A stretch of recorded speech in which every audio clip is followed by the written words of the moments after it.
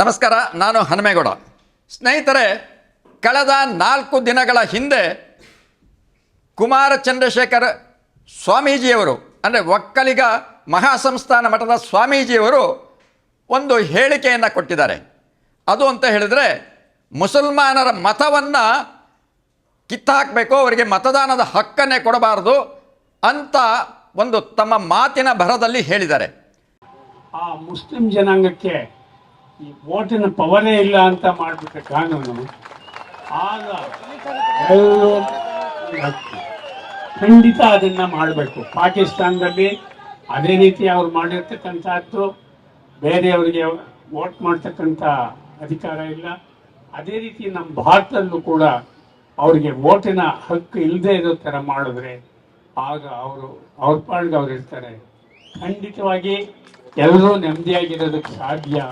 ಹಾಗಿದ್ರೆ ಮುಸಲ್ಮಾನರು ಈ ನಾಡಿನ ಪ್ರಜೆಗಳಲ್ವಾ, ಅವರಿಗೆ ಸಂವಿಧಾನದ ಹಕ್ಕುಗಳು ಇಲ್ವಾ ಅನ್ನೋಂತಹ ಒಂದು ಪ್ರಶ್ನೆ ಹೇಳುತ್ತೆ.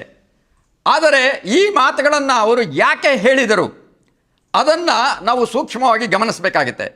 ಸ್ನೇಹಿತರೆ, ಇತ್ತೀಚೆಗೆ ಉಪಚುನಾವಣೆ ನಡೆದಂತಹ ಚನ್ನಪಟ್ಟಣದಲ್ಲಿ ನಿಖಿಲ್ ಕುಮಾರಸ್ವಾಮಿ ಸೋತ ಹಿನ್ನೆಲೆಯಲ್ಲಿ ಅವರು ಈ ಮಾತುಗಳನ್ನು ಹೇಳಿದ್ದಾರೆ. ಕುಮಾರಸ್ವಾಮಿ ಮತ್ತು HD ದೇವೇಗೌಡರನ್ನು ಮೆಚ್ಚಿಸಲಿಕ್ಕೆ, ಅವರ ಋಣವನ್ನು ತೀರಿಸಲಿಕ್ಕೆ ಈ ಮಾತುಗಳನ್ನು ಹೇಳಿದ್ದಾರೆ ಅಂತ ಅನಿಸ್ತಾ ಇದೆ. ಕುಮಾರ ಚಂದ್ರಶೇಖರ್ ಸ್ವಾಮೀಜಿಯವರು ಒಕ್ಕಲಿಗ ಮಠದ ಸ್ವಾಮೀಜಿಯವರು. ಒಕ್ಕಲಿಗ ಅಂದರೆ ಅವರೊಂದು ಜಾತಿ ಅಂತ ತಿಳ್ಕೊಂಬಿಟ್ಟಿದ್ದಾರೆ. ಒಕ್ಕಲಿಗ ಅಂದರೆ ದೇವೇಗೌಡ, ಕುಮಾರಸ್ವಾಮಿ ಆ್ಯಂಡ್ ಫ್ಯಾಮಿಲಿ ಮಾತ್ರ ಅಂತ ಅಂದ್ಕೊಂಬಿಟ್ಟಿದ್ದಾರ.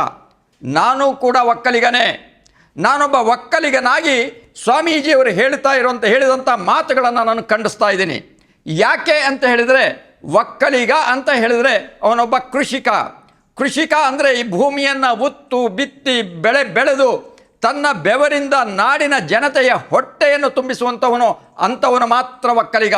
ಅಂತಹ ಒಕ್ಕಲಿಗರು ಎಲ್ಲ ಜಾತಿಯವರು ಇರಬಹುದು, ಅಥವಾ ಒಬ್ಬ ಬ್ರಾಹ್ಮಣನೂ ಇರಬಹುದು, ಒಬ್ಬ ಮುಸಲ್ಮಾನನೂ ಇರಬಹುದು, ಒಬ್ಬ ಕುರುಬ ಇರಬಹುದು, ಒಬ್ಬ ಉಪ್ಪಾರ ಇರಬಹುದು. ಹೀಗೆ ಯಾವುದೇ ಜಾತಿಯವರು ಭೂಮಿಯನ್ನು ಉತ್ತಿ ಬಿತ್ತಿ ಬೆಳೆ ಬೆಳೆದರೆ ಅವನು ನಿಜವಾಗಿಯೂ ಒಕ್ಕಲಿಗ. ಅಂತಹ ಒಕ್ಕಲಿಗ ಸಮುದಾಯದ ಅಭಿಮಾನದ ವ್ಯಕ್ತಿ ಅಂತ ನಾನು ಈ ಸಂದರ್ಭದಲ್ಲಿ ಹೇಳಲಿಕ್ಕೆ ಇಷ್ಟಪಡ್ತೀನಿ. ಆದರೆ ಸ್ವಾಮೀಜಿಯವರು ಈ ಮಾತನ್ನು ಹೇಳಬೇಕಾದ್ರೆ ಅವರು ಒಂದು ಜಾತಿಗೆ ಕಟ್ಟುಬಿದ್ದು, ಅವರು ಈ ಹಿಂದೆ ದೇವೇಗೌಡರು ಮತ್ತು ಕುಮಾರಸ್ವಾಮಿಯವರ ಬೆಂಬಲದಿಂದ, ಅವರ ಬಲದಿಂದ ಒಂದು ಮಠವನ್ನು ಕಟ್ತಾರೆ. ಆ ಕಾರಣಕ್ಕೋಸ್ಕರ ಅವರನ್ನು ಬೆಂಬಲಿಸಿ, ಅವರನ್ನು ಮೆಚ್ಚಿಸಲಿಕ್ಕೆ ಆಡಿದಂತಹ ಮಾತುಗಳಿದಾಗಿದೆ. ಇಂತಹ ಮಾತುಗಳನ್ನು ಹೇಳುವ ಸ್ವಾಮೀಜಿಗಳು, ಅವರಿಗೆ ಇದು ಶೋಭೆ ತರೋದಿಲ್ಲ, ಅವರ ಮಠಕ್ಕೆ ಇದು ಶೋಭೆ ತರೋದಿಲ್ಲ. ಸ್ವಾಮೀಜಿ ಸಾಧು ಸಂತರು ಅಂತ ಹೇಳಿದರೆ ಅವರು ಕಾವಿ ಬಟ್ಟೆಗಳನ್ನು ಧರಿಸ್ತಾರೆ. ಕಾವಿ ಅಂದರೆ ತ್ಯಾಗದ ಸಂಕೇತ. ತ್ಯಾಗದ ಸಂಕೇತ ಅಂತ ಹೇಳಿದರೆ ಅವರು ಯಾವುದೇ ಕಾರಣಕ್ಕೆ ಮೋಹ ಮಮತೆ ಇರಬಾರದು, ಅವರಿಗೆ ಯಾವುದೇ ಬಂಧನದ ಚೌಕಟ್ಟು ಇರಬಾರದು, ಅವರು ಯಾವುದೇ ಒಂದು ಪರಿಮಿತಿ ಅನ್ನೋಂಥದ್ದು, ಅಂದರೆ ಯಾರದೋ ಹಿಡಿತ, ಯಾರದೋ ಪ್ರಭಾವ, ಯಾವುದೋ ಒಂದು ಸೀಮಿತವಾದ ವಿಚಾರಕ್ಕೆ ಅವರು ಒಳಗಾಗಬಾರದು. ಪ್ರತಿಯೊಬ್ಬ ಸ್ವಾಮೀಜಿ ಸಂತರು ಪ್ರತಿಯೊಂದು ಪ್ರದೇಶದ ಜನರನ್ನು ಬೆಸೆಯುವಂತಹ, ಆ ಜನತೆಯನ್ನು ಸೋದರತ್ವದಲ್ಲಿ ಜೋಡಿಸುವಂತಹ, ಸಾಮರಸ್ಯದಲ್ಲಿ ಬೆಳೆಸುವಂತಹ ಒಂದು ಕಾರ್ಯವನ್ನು ಮಾಡಬೇಕೇ ವಿನಃ ಜಾತಿ ಮತ ಪಂಥ ಧರ್ಮದ ಹೆಸರಿನಲ್ಲಿ ಜನರ ಮಧ್ಯೆ ವಿಷವನ್ನು ಅಥವಾ ಬೆಂಕಿಯನ್ನು ಹಚ್ಚಿ ದ್ವೇಷವನ್ನು ಹರಡುವಂಥ ಕೆಲಸವನ್ನು ಮಾಡಬಾರದು. ಆದರೆ ಸ್ವಾಮೀಜಿಯವರ ಈ ಹೇಳಿಕೆಯಿಂದ ರಾಜ್ಯಾದ್ಯಂತ ಅವರ ವಿರೋಧ ವ್ಯಕ್ತಪಡಿಸಿರು. ಅಷ್ಟು ಮಾತ್ರ ಅಲ್ಲ, ಅವರ ಹೇಳಿಕೆಗಳನ್ನು ಖಂಡಿಸಿದರು. ಆ ಖಂಡಿಸಿದ ಪರಿಣಾಮವಾಗಿ ಇವತ್ತು ಅವರು ರಾಜ್ಯದ ಜನತೆಯ ಮುಂದೆ ಕ್ಷಮೆಯನ್ನು ಕೇಳಿದರೆ. ಅಷ್ಟು ಮಾತ್ರ ಅಲ್ಲ, ಮುಸಲ್ಮಾನ ಬಂಧುಗಳಿಗೆ ನೋವು ಆಗಿದ್ದರೆ ಕ್ಷಮಿಸಬೇಕು ಅನ್ನೋಂಥದ್ದನ್ನು ಹೇಳಿದ್ದಾರೆ. ಸ್ನೇಹಿತರೆ, ಇದು ಈ ಕ್ಷಮೆ ಕೇಳಿರುವಂಥದ್ದು ಅವರು ಸ್ವ ಇಚ್ಛೆಯಿಂದ ಅಂತ ಅಲ್ಲ, ಯಾವುದೋ ಒತ್ತಡ ಅಥವಾ ಇಡೀ ನಾಡಿನಾದ್ಯಂತ ಅವರ ಮೇಲೆ ಬಂದಂತಹ ಆರೋಪದ ಹಿನ್ನೆಲೆಯಲ್ಲಿ ಅವರು ಕ್ಷಮೆಯನ್ನು ಕೇಳಿದರೆ ವಿನಃ ಸ್ವ ಇಚ್ಛೆಯಿಂದ ಕೇಳಿದ್ದಂಥದ್ದಲ್ಲ, ಆತ್ಮ ತೃಪ್ತಿಯಿಂದ, ಆತ್ಮ ಮನಸ್ಸಾಕ್ಷಿಯಿಂದ ಕೇಳಿದ್ದಂಥದ್ದಲ್ಲ. ಹಾಗಾಗಿ ಈ ವಿಚಾರವನ್ನು ನಾವು ಗಂಭೀರವಾಗಿ ಪರಿಗಣಿಸಬೇಕಾಗಿದೆ. ನಾಡಿನ ಜನತೆ ಇದನ್ನು ಕ್ಷಮಿಸೋದಿಲ್ಲ ಅನ್ನುವಂಥ ಮಾತುಗಳನ್ನು ಹೇಳಬೇಕಾಗತ್ತೆ. ಇದೇ ವಿಚಾರವನ್ನು ಇಟ್ಕೊಂಡು ಈಗ FIR ಕೂಡ ಆಗಿದೆ, ಅವರನ್ನು ಬಂಧಿಸುವ ಸಾಧ್ಯತೆಗಳು ಇದೆ ಅನ್ನುವಂಥದ್ದನ್ನು ಕೇಳಿ ಬರ್ತಾ ಇದೆ.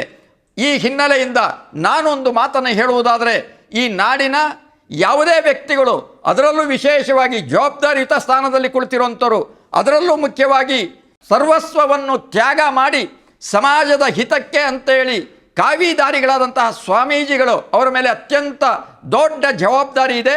ತಮ್ಮ ಮಾತುಗಳನ್ನು ಯೋಚನೆ ಮಾಡಿ ಜನತೆಯನ್ನು ಒಗ್ಗೂಡಿಸಿ ಜನತೆಯ ಹಿತಕ್ಕಾಗಿ ಬದುಕುವಂತಹ ಆಧ್ಯಾತ್ಮದ ವಿಚಾರವನ್ನು ಬೋಧಿಸಬೇಕೇ ವಿನಃ ದ್ವೇಷ ಭಾವನೆಯನ್ನು ಕೆರಳಿಸುವಂತಹ ಯಾವುದೇ ಮಾತುಗಳನ್ನು ಆಡಬಾರದು. ಆಡಿದರೆ ಈ ನಮ್ಮ ಸಂವಿಧಾನ ಅದನ್ನು ಒಪ್ಪೋದಿಲ್ಲ, ನಿಮಗೆ ಶಿಕ್ಷೆಯನ್ನು ಕೊಡ್ತಾರೆ ಅನ್ನೋಂಥ ಎಚ್ಚರಿಕೆಯನ್ನು ಗಮನದಲ್ಲಿಟ್ಕೊಂಡು ಇನ್ನು ಮುಂದೆ ಪ್ರತಿಯೊಬ್ಬ ಸಾಧು ಸಂತ ಸ್ವಾಮೀಜಿಗಳು ತಮ್ಮ ಮಾತುಗಳನ್ನು ಈ ಸಮಾಜದ ಮುಂದೆ ಆಡಬೇಕು ಅಂತ ವಿನಂತಿಯನ್ನು ಮಾಡ್ಕೊಳ್ತಾ ನನ್ನ ಮಾತು ಮುಗಿಸ್ತೇನೆ. ನಮಸ್ಕಾರ. ಮತ್ತಷ್ಟು ವಿಶೇಷ ವಿಡಿಯೋಗಳನ್ನು ನೋಡಲು ಮತ್ತು ಹೊಸ ವಿಡಿಯೋಗಳ ಬಗ್ಗೆ ತಿಳಿಯಲು ಈ ದಿನ .com ಯೂಟ್ಯೂಬ್ ಚಾನೆಲ್ ಸಬ್ಸ್ಕ್ರೈಬ್ ಮಾಡಿ ಮತ್ತು ಬೆಲ್ ಐಕಾನ್ ಕ್ಲಿಕ್ ಮಾಡಿ.